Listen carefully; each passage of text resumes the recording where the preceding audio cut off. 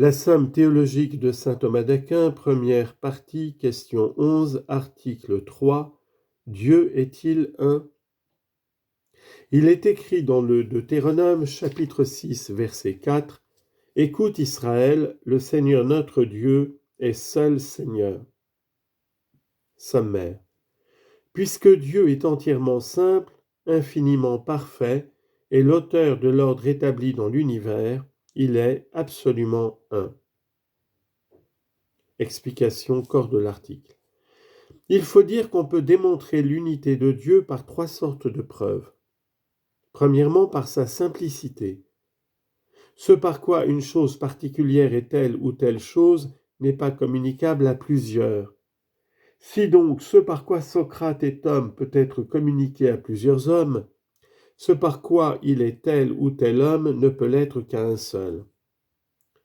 Supposez donc que Socrate est homme par la même chose qu'il est tel ou tel homme, de même qu'il ne peut y avoir plusieurs Socrates, il ne pourra non plus y avoir plusieurs hommes. Voilà précisément ce que nous devons dire de Dieu. Dieu est sa nature ou son essence, comme nous l'avons prouvé plus haut. Il est donc par la même chose Dieu est tel Dieu, donc il ne peut y avoir plusieurs dieux. Deuxièmement, par son infinie perfection. Dieu renferme toute la perfection de l'être, nous l'avons pareillement démontré. Mais s'il y avait plusieurs dieux, ils différeraient entre eux. L'un aurait des choses que l'autre n'aurait pas.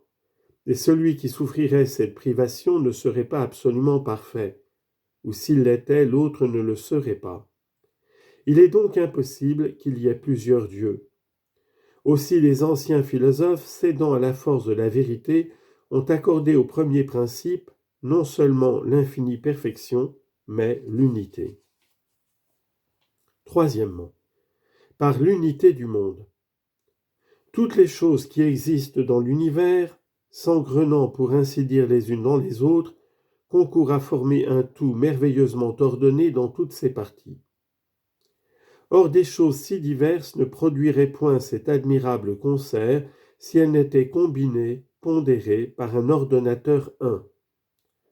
L'ordre est établi plus sûrement par un seul que par plusieurs, car l'unité produit l'unité par soi, tandis que le multiple ne la produit que par accident, comme étant un sous quelque rapport. Ainsi, le premier principe qui naît de tout, un seul ordre de choses, Ainsi, le premier principe qui fait de tout un seul ordre de choses est un nécessairement, puisqu'il renferme toute perfection et qu'il existe par soi et non par accident. Objection. Il paraît que Dieu n'est pas un. Première objection, saint Paul dit, 1 Corinthiens chapitre 8, verset 5, « Il y a plusieurs dieux et plusieurs seigneurs. » Réponse.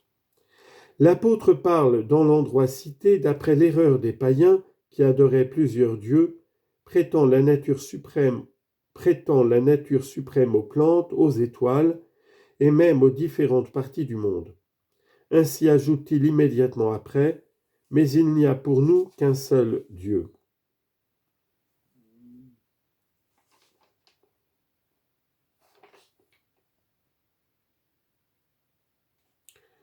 Deuxième objection.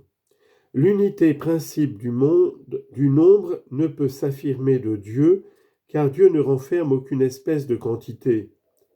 L'unité principe de l'être ne peut s'en affirmer non plus, car cette unité renferme une privation, et toute privation emporte une imperfection que repousse la nature divine. Donc, on ne peut dire que Dieu est un. Réponse. L'unité principe du nombre ne peut s'affirmer de Dieu, mais seulement des choses matérielles, car cette unité appartient aux mathématiques qui ont leur existence réelle dans la matière, bien qu'elles en soient séparées rationnellement dans notre intelligence. Mais l'unité mode de l'être est une entité métaphysique dont l'existence ne dépend pas de la matière. Et quoique Dieu ne renferme aucune privation, cependant nous ne le connaissons, telle est la faiblesse de notre esprit, que d'une manière négative et par exclusion. Rien n'empêche donc que nous affirmions de lui certaines choses négativement, comme lorsque nous disons qu'il est incorporel ou infini. C'est dans ce sens que nous lui attribuons l'unité.